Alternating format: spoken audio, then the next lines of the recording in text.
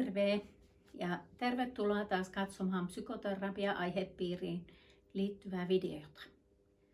Puhutaan tänään aiheesta, onko sinulla sisäinen lupa sanoittaa elämän tapahtumia.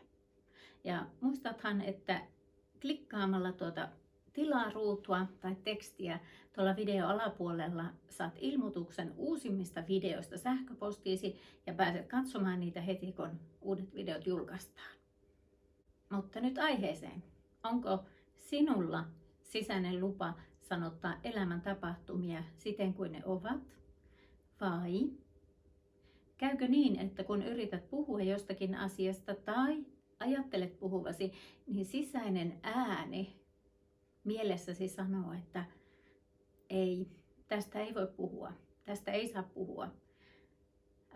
Asioista joko ei saa puhua tai sitten ei saa tulla näkyväksi omien tunteiden kanssa, jota näistä asioista puhuminen itsessä nostaisi.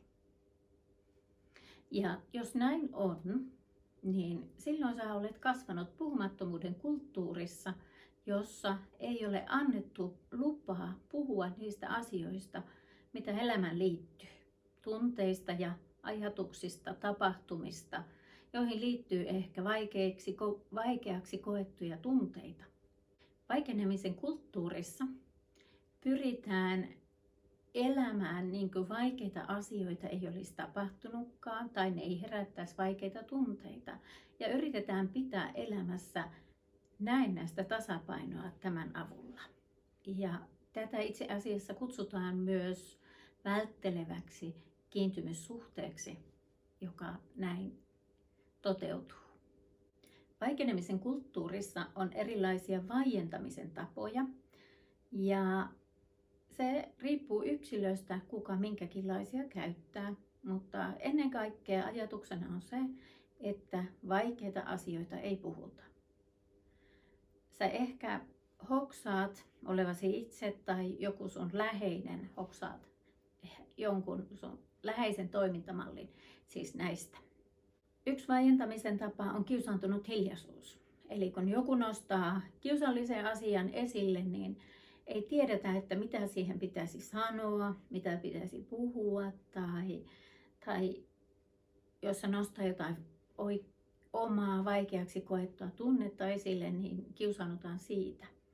Ja silloin sä oikeastaan tiedät, että jos tulee kiusaantunut hiljaisuus, niin sun keskustelukumppani kiusaantuu esiin nostetusta asiasta ja omista tunteistaan, omista reaktioistaan, jotka aiheeseen liittyy.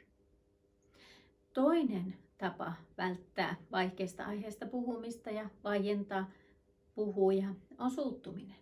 Eli nousee paljon vahvempia tunteita kuin kiusaantuminen. Nousee ärtymys, suuttumus ja se ilmaistaan jollakin tavalla sitten puhujalle. Voidaan hyökätä ja osoittaa, että sä oot väärässä tai sun ei pitäisi puhua tästä aiheesta. Ja silloin oikeastaan tietää, että se, joka reagoi niin hänessä nousee tästä aiheesta johtuen joku hänen oma vahva tunne. Jostakin hänen historiastaan johtuen. Eikö vaan? Mutta monesti me ei eroteta sitä toisen tunnetta omasta, vaan jos me ei olla valppaina, niin meidän omatkin tunteet voi sitten lähteä mukaan siihen toisen tunteeseen. Eli se toisen tunne tarttuu ja sitten me ei enää tiedetäkään, että mitä siinä keskustelussa sitten oikein tapahtukaan. Suuttumus ja viha ja kiusaantuminen on itse asiassa semmoisia hyvinkin tarttuvia tunteita. Kaikista hienovaraisin tapa näistä on keskustelun kääntäminen toiseen keskusteluaiheeseen. Puhutaan vaikka naapurin kummin kaimasta tai heidän kissastaan tai säästä mieluummin kuin niistä vaikeaksi koetuista aiheista, jotka herättää tunteita. Kaikki nämä vaientamisen tavat on puolustusreaktioita, yksilön oppimia. Eli millä tavalla hän on oppinut säätelemään omaa tunnetilaansa, eli oikeastaan sitä, että hänellä ei herää vaikeita tunteita. Vaikenemisen kulttuuri on yleensä sukupolvinen ketju, jossa on opittu jo vuosikymmeniä, sukupolvia sitä, että vaikeita asioita ei nosteta puheeksi, vaan niitä vältellään kaikin mahdollisin keinoin. Ja mitä pitempään tämä on ollut perintönä, henkisenä perintönä sukupolvelta toiselle, niin sitä enemmän oikeastaan on harjaannuttu siihen, miten vaikeista asioista voidaan välttää puhumista. Joka tapauksessa tavoite on, että vaikeista asioista ei puhuta. Ei vaan puhuta. Piste. Ne sivutetaan, niitä ei ole ja silloin niihin liittyviä vaikeita tunteitakaan ei ole. Vaikenemisen kulttuuri voitaisiin nimetä myös näennäisen selviytymisen kulttuuriksi, sillä siinä olevat yksilöt joutuvat selviytymään yksin ilman muiden henkistä tukea ja apua asioista. Heille ei ole lupa näyttää omaa heikkouttaan, tarvitsevuuttaan, omia tunteitaan tai kertoa omia toiveitaan. Ei ainakaan semmoisia, mitkä tuntuu työläältä toisten mielestä, vaan jokaisen täytyy vain selvitä itse elämästä ja sen tuomista haasteista. Kulttuurin sisällä onkin paljon pahoinvointia, jota oireillaan yhteisön sallimin tavoin.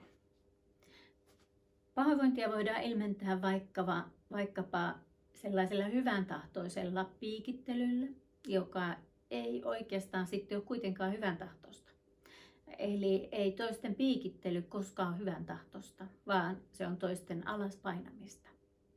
Puhumattomuuden ja tuntemattomuuden aikaansaamaa pahoinvointia voidaan lääkitä myös riippuvuuksilla, päihderiippuvuuksilla, seksi, peli, työnarkomania, mikä vaan riippuvuus, jolla pystytään väistämään omia tunteita, olemaan ajattelematta niitä ja saamaan tunteita, jotka korvaa ne tunteet, mitä yritetään väistää. Selviytymiskeinon valinta riippuu yksilön ominaisuuksista sekä siitä, mikä on yhteisön sisällä sallittu, hyväksytty selviytymiskeino.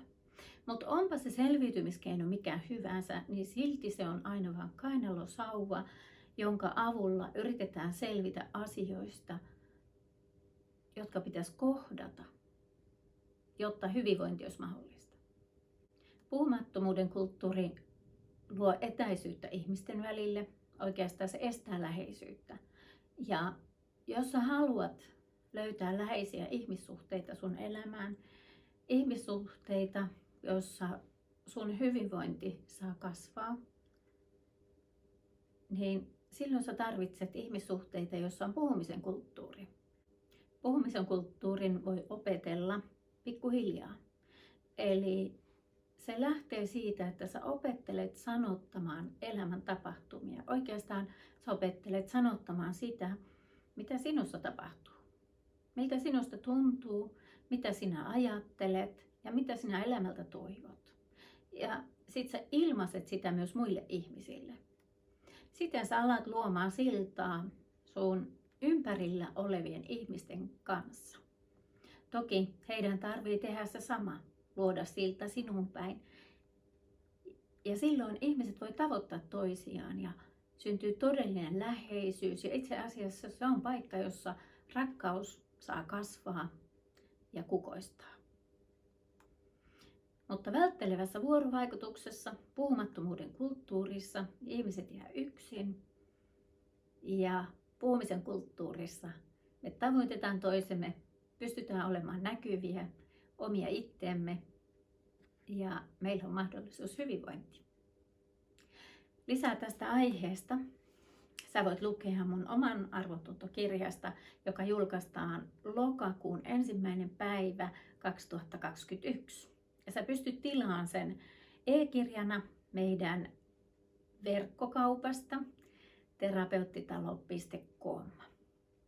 Kiitos kun katsoit ja nähdään taas seuraavan kerran. Heippa!